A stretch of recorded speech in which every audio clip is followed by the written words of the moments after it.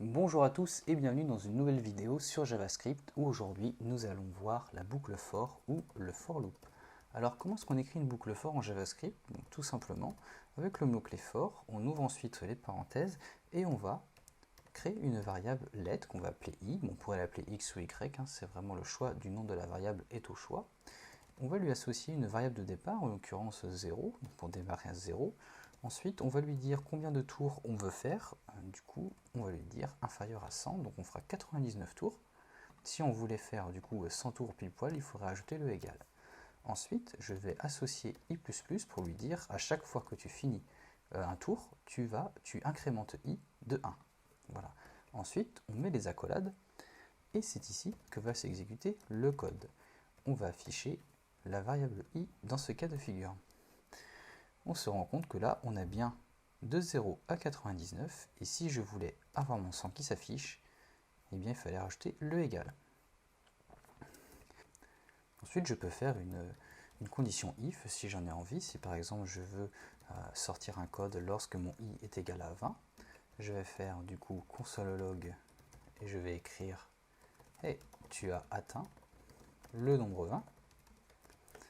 Et du coup, lorsque j'aurai atteint ce nombre 20, je vais faire effectivement un console log. Je vais regarder, hey, tu as atteint le nombre 20. Alors, je vais vous montrer quelque chose en JavaScript. C'est en fait un mot-clé qui va permettre de passer au-delà, de skipper en fait la variable que l'on teste. Ça s'appelle le continu. Donc continu. Alors si je charge, on va se rendre du coup, on va, hey, tu as atteint le nombre 20. Là, je n'ai rien qui s'est passé. Je n'ai rien qui s'est passé. Pourquoi? Parce qu'en fait, le console log ici, lorsque j'écris la variable, est affiché avant que je fasse ma boucle if. Pour que ce soit appliqué, il faudrait en fait que je déplace le console log et que je le place après ma condition if. Et là, dans ce cas de figure, si je regarde, hey, tu as atteint le nombre 20, et bien effectivement, je n'ai pas affiché le nombre 20. Puisque lorsque je suis arrivé sur le continu, que j'ai eu i est égal à 20, j'ai demandé en fait de skipper à ce moment-là, du coup, d'arrêter la boucle et de ne pas lire cette ligne-là. Il existe il existe en fait un autre mot-clé qui s'appelle le break et qui lui va tout simplement arrêter le code. Donc là, si je dis i est égal à 40, le mot break va tout simplement stopper. Du coup, voilà. Alors là, je vais mettre 40, tout simplement stopper la boucle.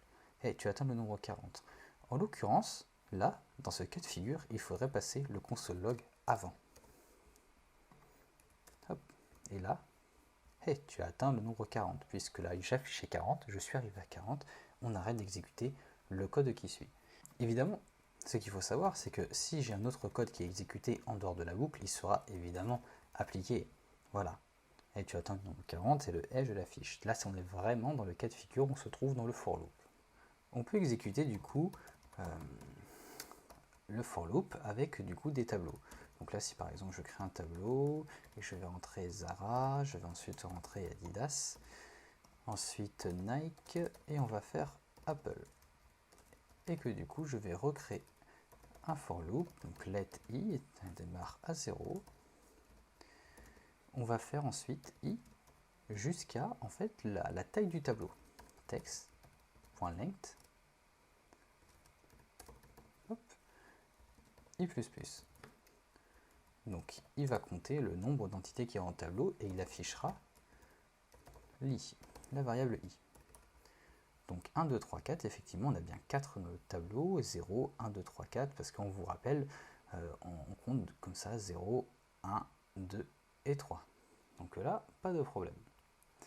On peut même choisir tout simplement d'afficher, je vais plutôt mettre les textes, donc du coup il faut bien du coup identifier donc la variable et le i qui correspond. Voilà. Et ce qui est intéressant, c'est que si je rajoute du coup quelque chose d'autre, du coup je vais rajouter Samsung dans le tableau, et ben c'est pareil, il va s'ajouter automatiquement.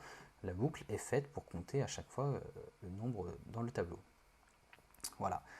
Si j'avais par exemple rentré 4, ce serait un peu différent. Si j'avais mis 4, et ben on n'aurait pas le Samsung qui serait rentré.